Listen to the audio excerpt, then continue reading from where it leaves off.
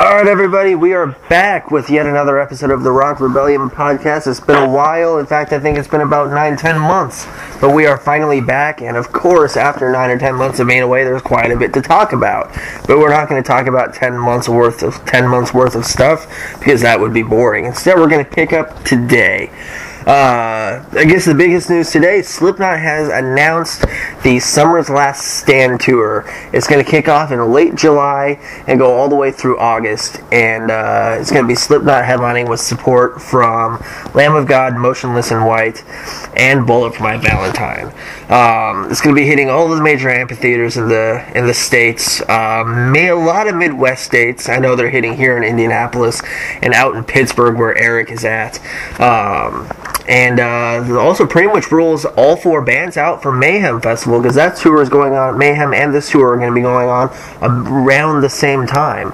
And it's not Mayhem because these shows start at 6. And so, what do we think of this tour? I mean, it's a great tour, it's a great package. It starts at 6, so I mean, it's giving everybody on the lineup about 45 minutes for an opening set, close to an hour possibly. And I think it's a great way to kick off the summer. I don't know about you.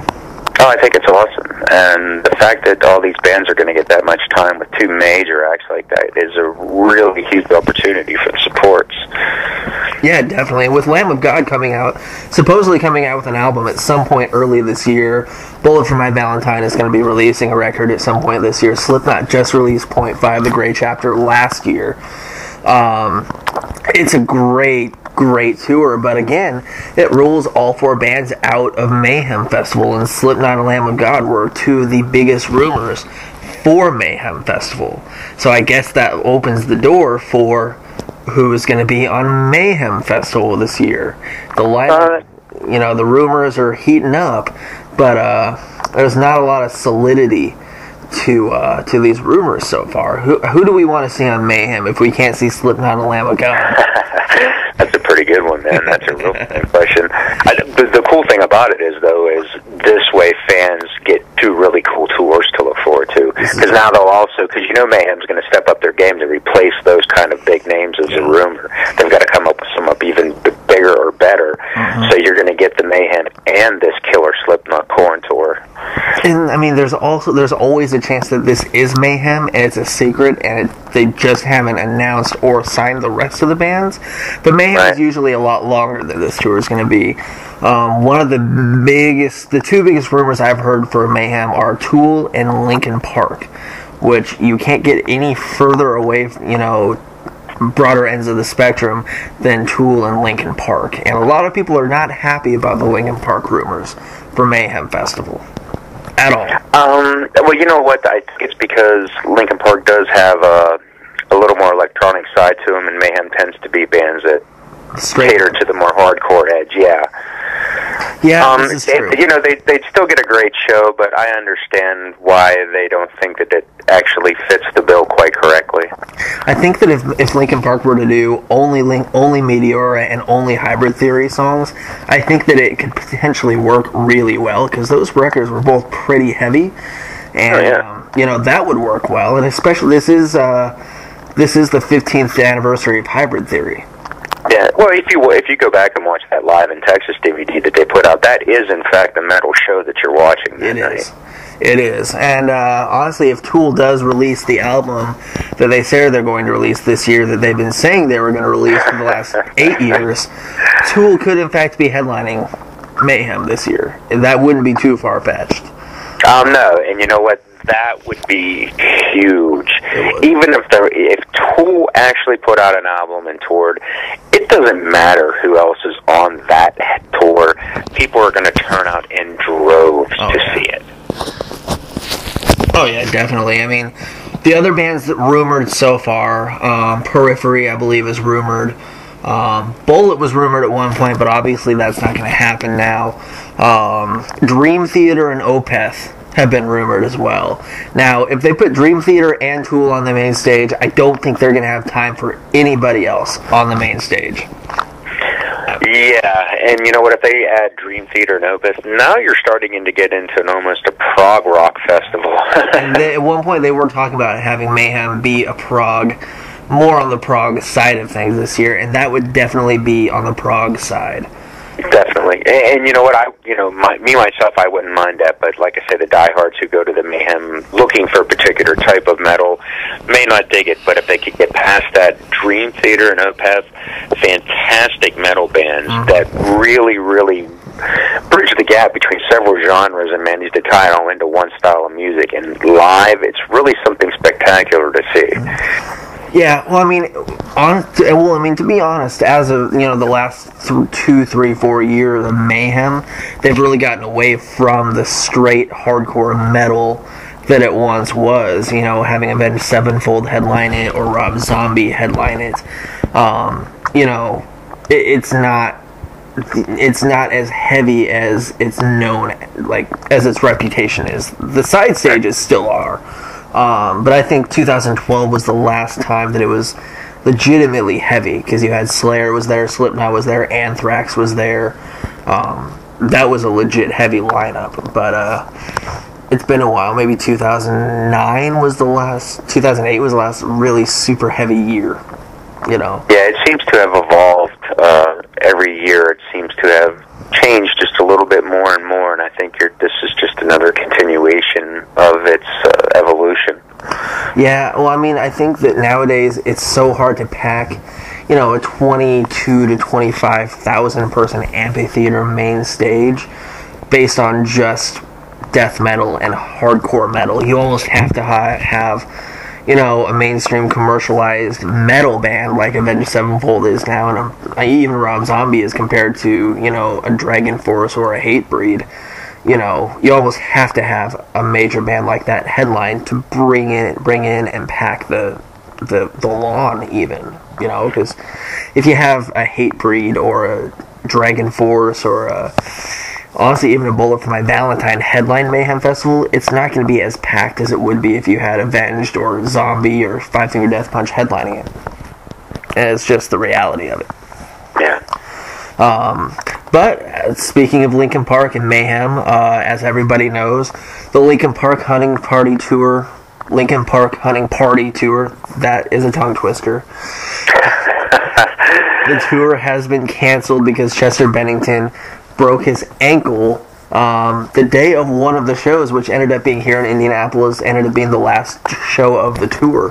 Fans were pretty pissed off and upset about it at first, but Chester posted some photos either yesterday or today of the post-surgery, and I mean, it looked pretty painful, and I was at the show. I mean, the guy was in obvious pain. I was not surprised at all to see him cancel this tour, especially with the showman that Chester is, the type of show he puts on. He wasn't able to deliver 110% of what he would be able to do. Well, kudos to him for still performing the night that the incident actually happened, rather than turning away people who were already on their way to a show, more or less. And secondly, a lot of friends, I had a lot of friends here in Pittsburgh who wanted to do the show, and it was just happened to be the day after yours. So when the announcement, or 2 days after, I think maybe, when the announcement came, a lot of my friends were lighting up Facebook saying some really harsh stuff. And when I explained to them what happened, it kind of chilled them out. But yeah, the people kind of got emotional about that cancellation, and with good reason. It's been a while since Linkin Park's hit Pittsburgh, especially at a nice new bigger venue like the Console where they were scheduled. Yeah, they did. But again, kudos to Chester, because that truly goes to the heart of the individual that he is, that in that kind of pain he would still make sure that the show went on. Yeah, they did a tour last year with 30 Seconds to Mars, but it was a small tour. I think it was maybe a 10-city tour, I think, and the closest it came to us was Chicago. And luckily this time around, nothing against 30 Seconds to Mars, but Of Mice and Men and Rise Against is a much better package to go with Linkin Park than 30 Seconds to Mars, I think. And yeah, musically they're more suited for one another. Nothing against 30 Seconds to Mars. I love them, but yeah, they were kind of the odd man out. Yeah, definitely. And I mean, like I said, Chester he's a front man and a performer that he performs best when he's all over the place. He's running, he's jumping, he's energetic. Being confined to one specific spot, front stage, center stage, with his foot in a boot, he's not going to be. It was still a great show, but had he been mobile, it would have been 100 times better. But I mean, fans also don't realize the toll that touring takes on your body as well. And if you're in that much pain with a broken ankle or a broken leg, it's going to be that much harder, and it could take time off of your career in the end as well. And you have to think about the long-term effects and the long-term state of his career and the music and touring. If fans want to see them more, let him take a couple months off to recuperate, and I'm sure that Linkin Park will make this up in some way to their fans. Oh yeah, absolutely. But if they don't take the time now, it's just going to end up causing more cancellations down the road. It's better that they take the time, let Chester get better, and go out there and give the show that they're able to give and that the fans are hoping for. Exactly. It wasn't the same watching Chester perform on crutches or come out on a scooter because the guy couldn't walk. It just wasn't. It wasn't the same, and the rest of the band had to step it up to accommodate for his immobility, and the fact that he was confined. And I think that they're going to come back stronger than ever, and obviously they've got a couple of the World's Loudest Month shows coming up, Rock on the Range, they got Rocklahoma. I mean, they're going to be a couple of these festivals, and those are always going to be great shows, regardless of who's there, especially Rock on the Range, headliners Linkin Park, Slipknot, and Judas Priest. And I know, Eric, you're going to be at that festival, and I gotta be honest, I'm still a little jealous that you're going instead of me. But well, you never know. In the scheme of things, what might change in the days to come? Who knows? Maybe we'll both end up there yet together. But at least one of us will be there to cover a really, really, really huge festival. It's gonna be a good one. A couple bands are in the studio right now recording music. Deftones are about to go into the studio. They just finished writing, so they're going in to record. Fear Factory's in the studio. The one I'm the most excited about, sue me, but Pop Evil is in the studio as we speak. Maybe literally as we speak, as you're listening, recording a new album. They've tapped Adam Casper, who's worked with the Foo Fighters, to work on this new album. They've even gone as far as to fly and move out to Seattle. And live in Seattle while they do this album from the beginning to the end. And I think that that's really going to help this album out. But it's going to be tough coming off of an album as good as Onyx. I mean, that album was just so good. I think they absolutely have it in them, though, to do even better. And the fact that they're willing to uproot all their individual lives to dedicate themselves to the process and not knowing how open-ended it'll be, that shows something special. And they've tapped a first-rate producer to bring the very best out of them. I think not only will this be, they know the tours that they've been on, they know this album has to get a little heavier than the last, not that the last wasn't, but I think it'll be their most heavy, but somehow it's also going to be their most commercial. I think so, because now, I mean, for one thing, we need some sort of rejuvenation within the rock world to go mainstream and cross over and, resurrect rock and roll into the public. And there's a couple bands that I think are able to do it. Hailstorm, I think, definitely can, because they've crossed over and they toured country with Eric Church last year, which I wasn't sure how I felt about that, but in the end it's going to help rock, I think. And obviously the Pretty Reckless with Taylor Momsen, and being the singer with her pop culture influence. And obviously you and I have talked about it, Nickelback. Hate him as much as you want. If anybody can bring rock and roll to the public, it's Nickelback, because that's the go-to band for everybody. Yeah, it's so funny that they're supposedly the most hated, but yet they, to this day, still do very well in terms of sales, downloads, and everything else. And yeah, hate them if you want. I got to give credit where credit is due. The new Nickelback album is a good rock album. I hate to admit it, that album is just amazing. Yeah, it hurt to give it such a good review. I'm going to be honest. It hurt. And I know that's going to make metal listeners crazy. I'm sure if we were on the radio right now, the switchboard would have just lit up like a Christmas tree. It's easy, everybody. Don't get your panties in a bunch. Well, I mean, going back to Pop Evil, I mean, we need something really not so commercial it turns us off, but just commercial enough that it can get some mainstream pop culture attention. And just watching Pop Evil live, even if you don't like rock, you're going to love Pop Evil live. And I think that Onyx was the heaviest thing they've done yet, I think. And it's crazy that it was just their third album, because it showed so much progression from War of Angels. But I think... Well, I have to say, is from someone who saw them touring for Lipstick on the Mirror and who has saw them touring now, musically, they were always strong. You know what I mean? Their albums play well beginning to end. There's not skippers on a Pop Evil album. But as a band, and they blew me away the first time I saw them, because I didn't even know who they were the first time I saw them, I have to admit it. But I left that night a fan. And what I saw on the main stage for the Uproar Festival this year, wow, that band has so much come into their own. They're going to be one of those forces to be reckoned with. If this next album doesn't do it for them, I'll be absolutely shocked. But if it doesn't, absolutely the next one. That's going to be a band that ends up a household name. They're going to be as big as any of the bands they've toured with. I think so too. I put a lot of that on Chachi Wright, their drummer, because Onyx was his first album. And you've seen him live. Just watching Chachi Wright on the drums live is one of the most fun experiences you'll ever have going to a concert. He isn't just a drummer. He's a performer in himself. Yeah, and I'll tell you what, I have to say, his performance was so intense and he is so animated that, speaking from a professional standpoint, trying to stand in the pit and photo that guy, wow, holy crap, is that a tough one. It's almost like him and Lee, the frontman, the singer, they almost feed off of each other, and it's almost like watching two completely different shows in one, because Lee knows how to work the crowd, and Chachi knows how to bring your attention in, and it's an experience, to say the least.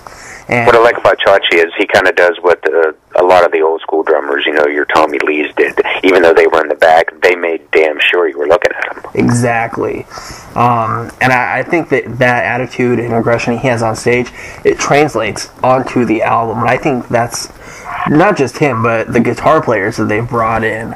I think there's only 2 or 3 of them that are originals. There's 2 or 3 of them that are new. They came in on War of Angels and then Onyx. The lineup changes have helped insanely. Yeah. Every change seems to have caused them to step up their game and mature even further. So definitely. Yeah, it's sometimes lineup changes are bad, but for them it's worked in their favor. And commercialize is kind of a dirty word in rock and metal, but I think that if this next album is going to be more commercial, but in a good way. Yeah, I don't really regard Pop Evil as a full-on metal band. I think they're a really killer hard rock band. They really are. Uproar 2014 was the uproar that it needed to be coming off of 2013, because 2013 was a complete disappointment as far as the lineup goes. I mean, outside of Alice in Chains and Jane's Addiction, there really wasn't anybody worth seeing on the 2013 Uproar Festival. Maybe Coheed, if you like Coheed. I don't that much. So it was a weaker lineup than they've posted in the past. Well, you go from 2012 with Godsmack, Stained, Shinedown, POD, Fozzy. Then you go from that to 2013, and it was a bit of a disappointment. There was a lot of unknown bands on that lineup. And then you go to 2014, you've got Godsmack, Skillet, Pop Evil, Seethers on there, Buckcherry. As much as I may not like Buckcherry that much, their new EP is awesome. That Fuck album. Yeah, it's actually really good, and I recently heard a bootlegged EP of theirs of cover tunes, and if you're lucky enough to stumble on that, people, it's actually a really good listen. Speaking of covers, Adrenaline Mob's cover of Devil Went Down in Georgia is one of the best cover songs I've ever heard. Without a doubt. They were able to capture the same kind of magic that Quiet Riot did when they did Come On Feel the Noise, which is really a Slade song, and the same thing that Priest did with the Green Men Unleash, which is actually a Fleetwood Mac song, believe it or not. Well, it's the same They were able to make something better than the original, and that's a rare thing. I'm going to piss some people off with this, but it's the same thing Shinedown did with Simple Man. It's the same thing Korn did with Word Up. That's just my opinion. Every Skynyrd fan is going to hate me, but Shinedown's version of Simple Man was hands down better than Skynyrd's version. There's no question about it. That's my opinion, but I also think it's fact because it's my opinion. But that Going Down to Georgia cover is not something you would expect from Adrenaline Mob, really, or from any rock band, but it was just so well done. Yeah, that's an odd song for any heavier band to pick as a cover choice, but kudos to them. Yeah, they really did something special with it. Not quite as strange as Mushroom Head covering Adele. Yeah, that one there, their cover of Rumor Has It is actually unrecognizable. Even when the chorus hits and you're like, wait a minute, that sounds familiar, you still got to think about it to realize what you're actually hearing. Well, I mean, the same thing with Fozzy covering SOS on Do You Want to Start a War, you know? Yeah, that one's pretty good, too. Yeah, and not many people know about this one, but there's a Christian metal band called The Great Commission. And in 2012, they did an acoustic worship album. But the very last song on it was an acoustic version of... it wasn't acoustic, it was a cover version of Firework by Katy Perry. And it was amazing. An amazing cover. So if you're listening, look up Firework by The Great Commission. You will love it. But, of course, speaking of new music, Styx. I just talked to Lawrence Gowan from Styx, actually, a couple days ago. And... Styx fans, some want it, some don't. It doesn't matter, they're going to get it. Styx is finally going to release some new music. And it's been a long time in the works. I kind of want to hear some new Styx music. So, you know, all the old stuff is amazing, but after a while you kind of want to hear some newer stuff from regardless of what band it is. You know, because after a while you do get sick of the same old stuff. So very exciting that Styx is coming out with some new music. It may not be this year, maybe next year, but it's coming. Yeah, that's huge for Styx fans. You know, a lot of them are still upset about the splitting of the masses between the whole Dennis DeYoung thing. Irregardless, if you're a diehard fan of any band, including Styx, those are the people who desperately want to hear something new because they've been going to every single tour their whole life. They're just hoping to hear that one different song. And when a band writes something new, you always get something new in the mix. So it's exciting for the long-timers. Yeah, well, I mean, Styx has released some new stuff here and there. Not a lot of people realize they actually released 2 Regeneration albums where the current line have actually re-recorded the classics. So, I mean, they do have the current lineup doing the old songs on album, and that came out 3 or 4 years ago.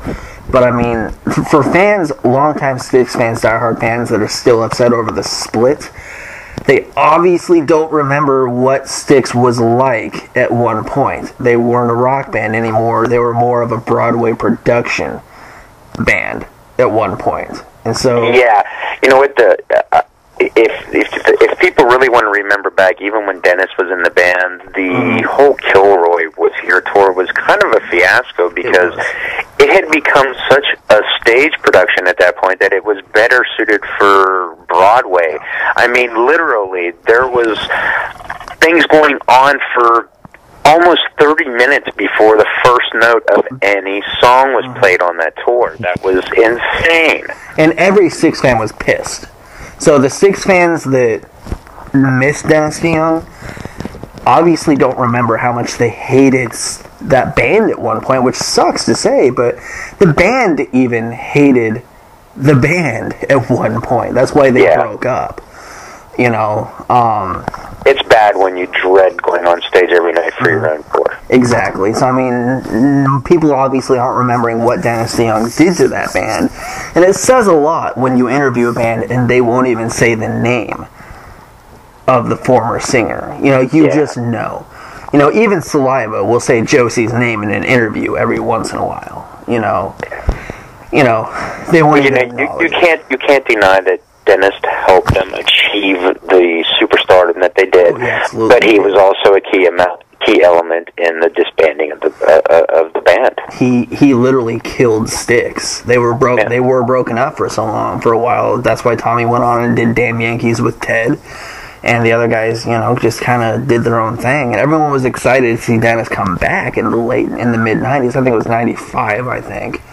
But it only lasted 3 or 4 years and went back to just like it was. And it's good. I saw them in 2013. I'll be seeing them again next month up in Muncie the night before Valentine's Day, which is a great way to spend the night before Valentine's Day, by the way, going to a Styx show. Can't wait. But it's good to see them back. It's good to see them with Lawrence. He's a great replacement for Dennis, and it's good to see them releasing something new, because even if, as long as it's good, there's nothing more heartbreaking when a band that's been around that long releases new music and it isn't good. You know, luckily Striper didn't do that. Speaking as someone who has seen both incarnations of Styx, I can safely say, yeah, you know, the nostalgia part, you hope for, you know, the original lineup, but Lawrence does a great job. I've seen, like I said, I've seen them both, and either way, that is a great show, and you are fully entertained. Mm-hmm. So, you know, fans can't lose either way.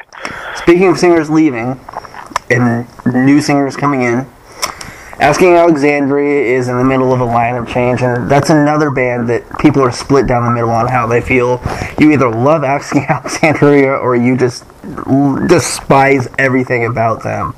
Yeah, for me, even they didn't know what they felt about themselves, it seemed like, because they've changed so much. It's like they didn't even know who their own identity was, and I think they found it. But yeah, they're, you know, changes are around the corner. You know, the rumors are flying that it's going to be, I think the guy's name is Dennis Sheffer. Let me see this. Dennis Sheffer-Rostov from a Ukrainian metalcore band called Make Me Famous. Yeah, Danny Worsnop has left the band, and obviously is to work on his new band, We Are Harlot, which, to be completely honest, We Are Harlot is, I honestly think musically is a lot more mature and 100 times better than Asking Alexandria. Nothing against that band, but I think We Are Harlot they're a better band, I think.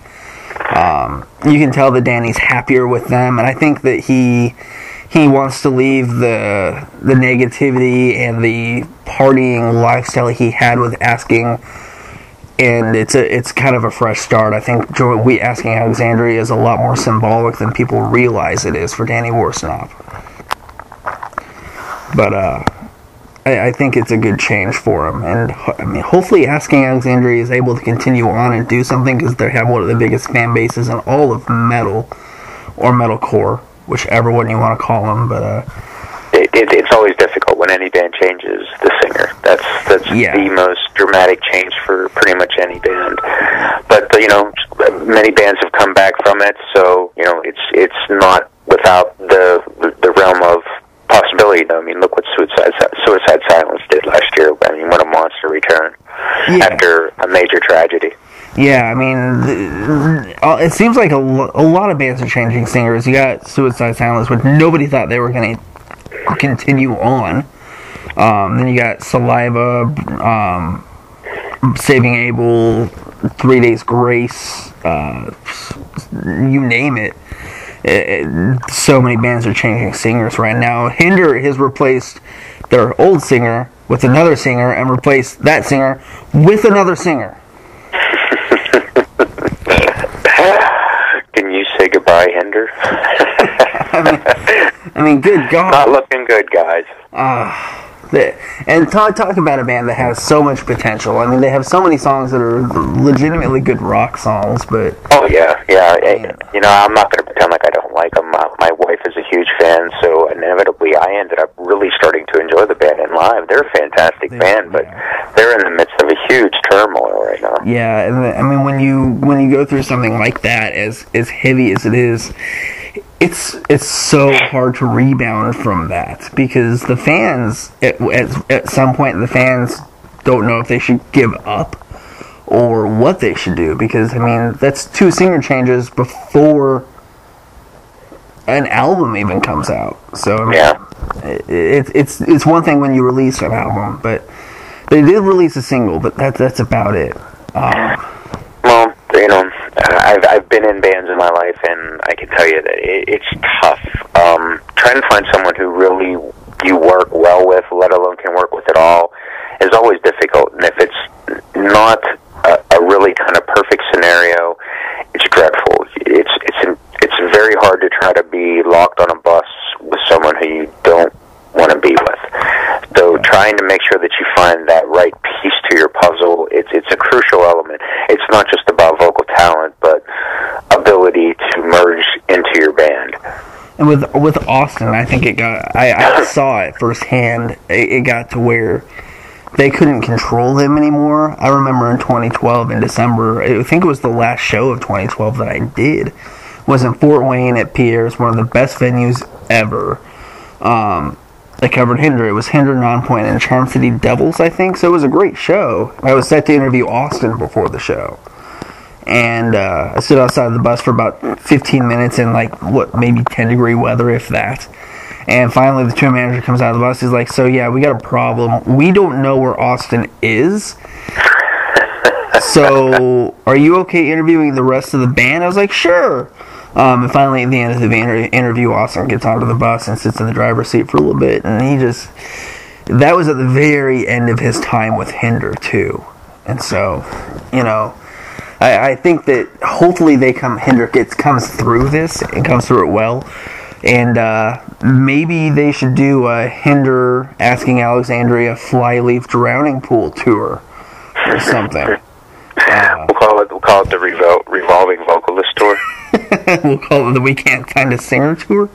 But speaking of Flyleaf, obviously Flyleaf is doing Snowcore. I think Snowcore may have officially kicked off, but it's going to be Flyleaf,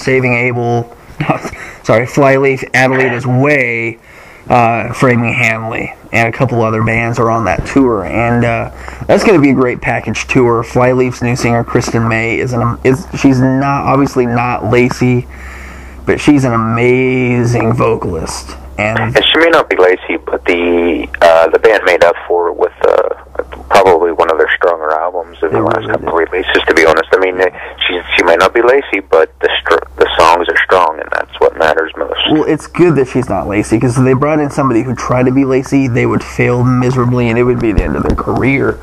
And that last album Flyleaf did with Lacey, New Horizons, it just wasn't quite as good. Memento Mori wasn't great. Between the Stars is a great album for Kristen's first record with the band, and I think that they've really reinvented themselves really well. And it's really good. And so my hat goes off to Flyleaf for coming back as strong as they have. And that album actually charted really well. I think it charted in the top 50. And they really went into kind of, for them it was musical uncharted territory. It's not the same stuff that they were doing, because they wrote particularly for Lacey's vocal delivery. It's not the same now, so it caused them to change and step up their game as writers as well to accommodate the new vocal. Well, I mean, if you listen to that first Flyleaf album all the way through, outside of I'm So Sick and maybe Cassie, there's not a lot of metal heavy songs on there. No. I really think that Between the Stars went back to what they originally did on that first album, but in a different kind of way. It is a heavy album for Flyleaf compared to the last two. It's just a different vocal delivery that they have to work with. Obviously, she's not going to scream like Lacey did, but no girl can scream like Lacey did, except maybe Otep. I mean, good God. Come on. We As Human is in the studio right now working on another album for the follow-up to their ridiculously successful and amazing debut album that came out 2 years ago now. And so that's going to be big when that releases later this year. Really looking forward to that. I believe Skillet is demoing new music. They were last year in January, so who knows, maybe after Winter Jam, Skillet will be entering the studio again, which would be cool. So yeah, it'd be nice. That'd be sooner than usual for them, considering the pattern in the last few albums, but yeah, it'd be great. Well, I mean, Awake, they toured on that. That came out in 2009. They toured until 2012, so they toured for, a good 3.5 years on that album. Yeah. So, the Comatose cycle was a pretty long one, too. Yeah, but I mean, rightly so. Those albums were so good. Oh, yeah. And, they were in such high demand. I think that they wanted to stop touring on it earlier, but they couldn't. Because, I mean... Well, you got to cash in on that that momentum, you know what I mean? You know, with the exception of a couple very select few bands, the majority of a band's income comes from touring now. Luckily, Skillet doesn't fall in that category because they still make a lot of money from touring, I believe.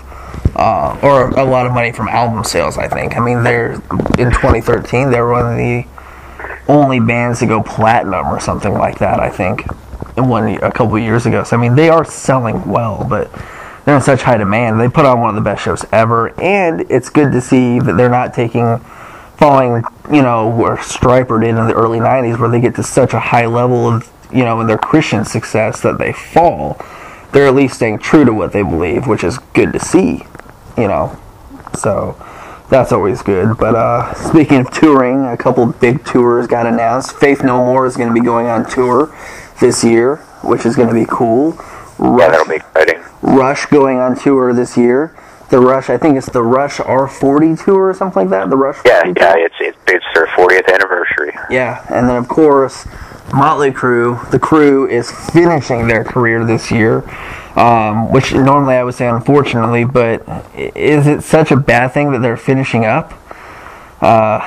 You know what? I'm a diehard Crue fan. I love everything about the Crue, except, and I hate to say this, live, Vince Neil is not a great frontman. He's very entertaining, but his vocal is bad. It is. He's like Axl Rose. Yeah.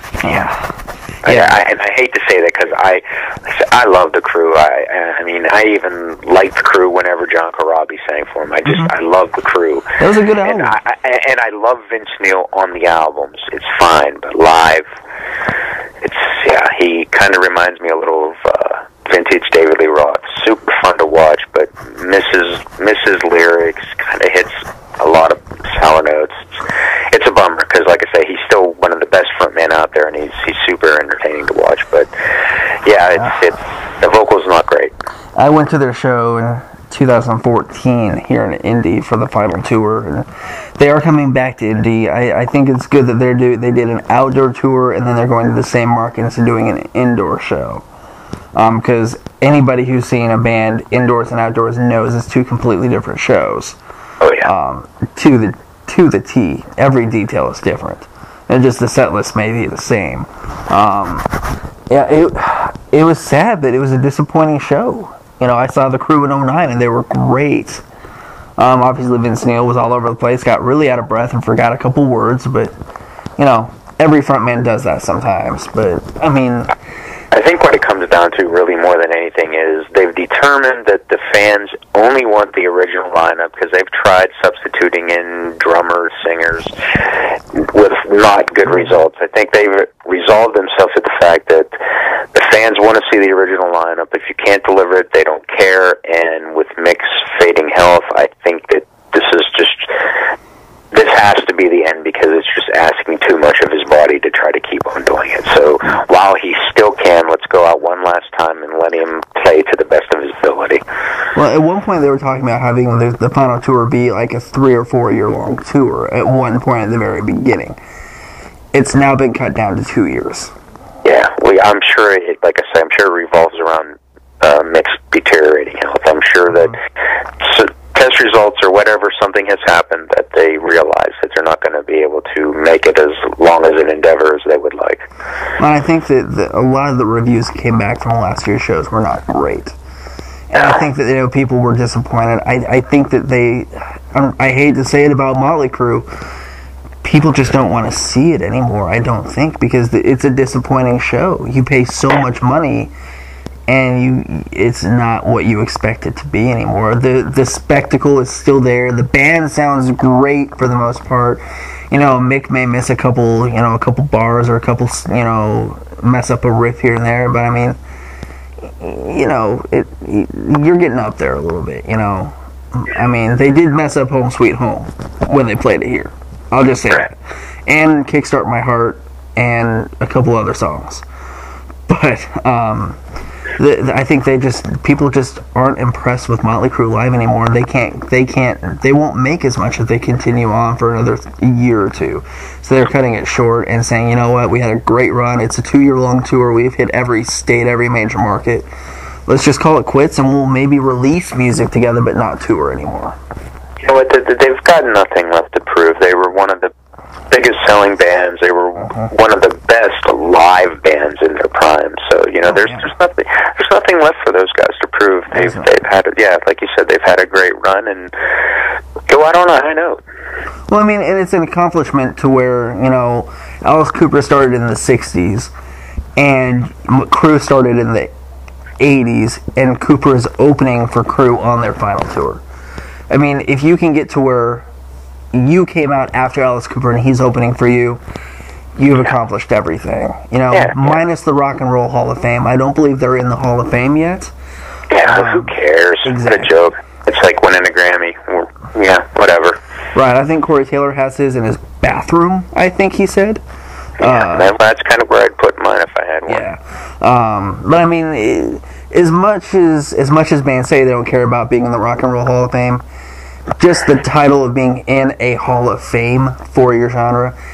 No, there's no doubt about it. It comes with huge accolades, but for me, the problem is the Rock and Roll Hall of Fame snubs metal. They always have. They always will.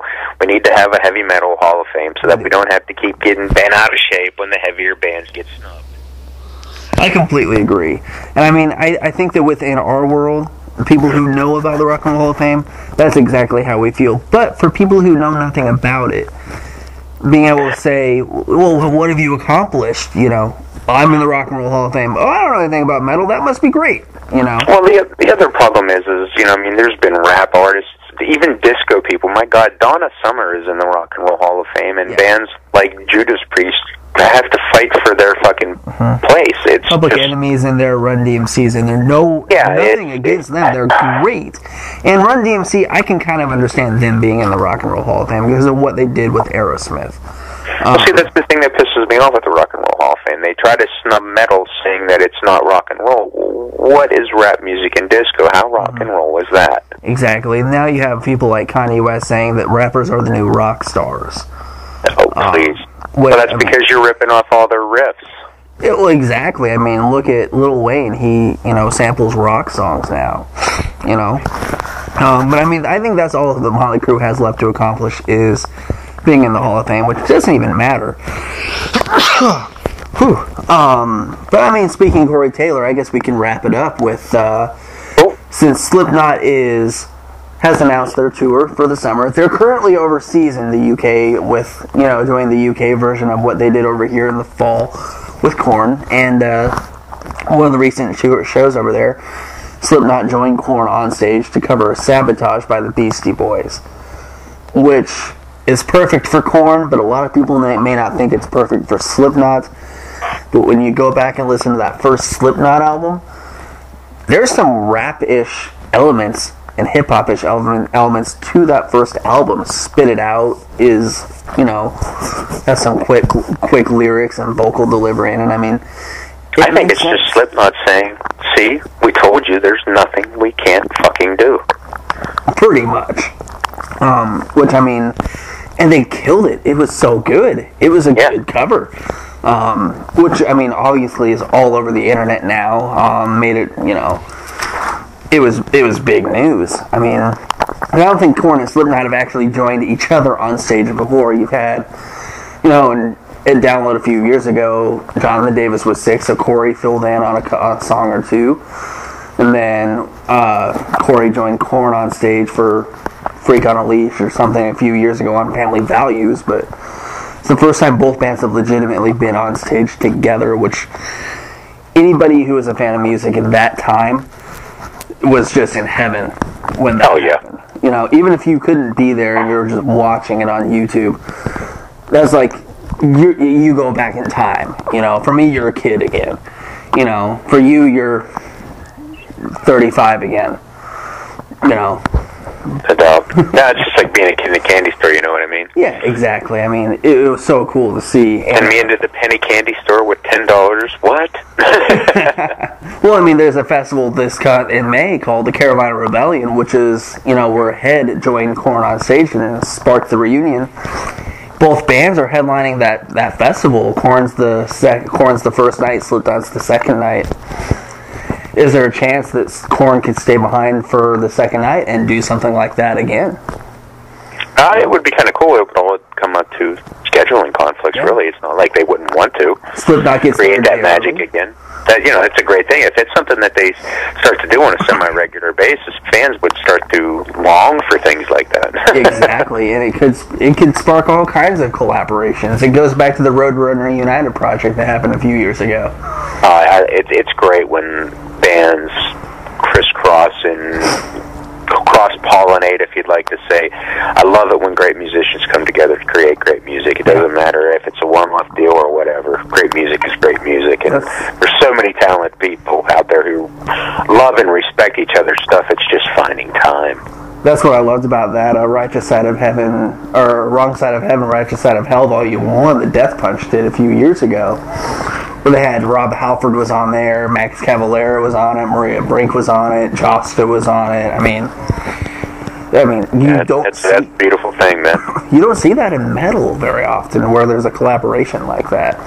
But it's great that such a current metal band is paying homage to the ones that probably were their favorites growing up, and leading fans who maybe don't know that other stuff because they think, oh, that's the stuff my dad listens to, and then going, oh, wow, my dad actually has a good taste. I don't want to admit that. Well, when Death Punch and Halford did the song together, Lift Me Up, you have the Founding Fathers and today's Judas Priest on one song together.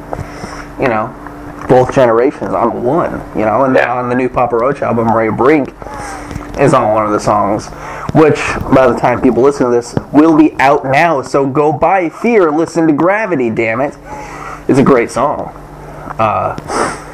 And so, collaborations are starting to happen. Rap does it all the time, so why can't metal do it? Yeah. It's a long time coming. Yeah, and so far I haven't heard many that weren't good. I think one of my favorite ones is when Tech Nine did Mama Said Knock You Out with Five Finger Death Punch.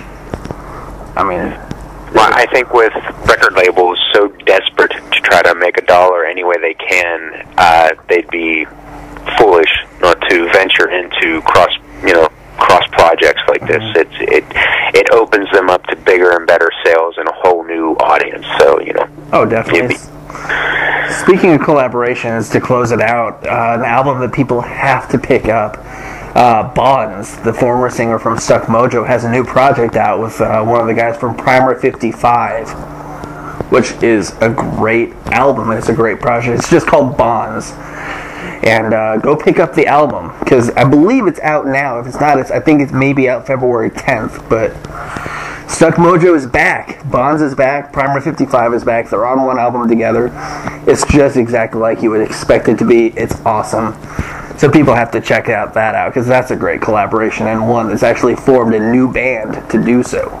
It's nice, too, to see that the guys from Primer 55 revisiting their heavier kind of rap rock roots, because they kind of evolved into just a mainstream rock band, completely different from their first album. So, yeah it's nice to see that return for those guys. And they're on a great label, Pavement. Pavement, a lot of people may not have heard of Pavement, but they've got Tantric is on there. They just signed Straight Line Stitch. Those guys are on there. Yeah, they don't have a lot of huge names yet, but the names that they have are going to be huge. So maybe 5 years from now, Pavement's going to be a much more common name in the recording industry. They're well on their way. They've got some great bands. They've got bands that were big at one time. Tantric used to be huge. They got Future Leaders of the World. Those guys were big at one point. So they've got some household names that maybe people are like, I think I remember that band. But when they listen, they're like, oh yeah, that band. But 37 Channels that Tantric released 2 years ago was just a great album altogether. It's a Tantric album through and through. And it's kind of funny, the evolution of Pavement. I remember when Pavement was putting out Crowbar albums, and now they're putting out Tantric albums. Everybody has to evolve somehow, but Pavement's doing some great stuff right now. It's awesome to see. Obviously, 2015 has some great album releases on the horizon. And so there's some big stuff coming. So stuff to be excited about that we will touch on in the next podcast. And on that note, we're at about 50 minutes right now. And thanks for listening, guys. We'll be back sooner than we were this time. And yeah, we promise no more 10-month waits. Thanks for listening, guys. Stay tuned for the next podcast coming in a couple weeks. Stay good, and we'll catch you next time.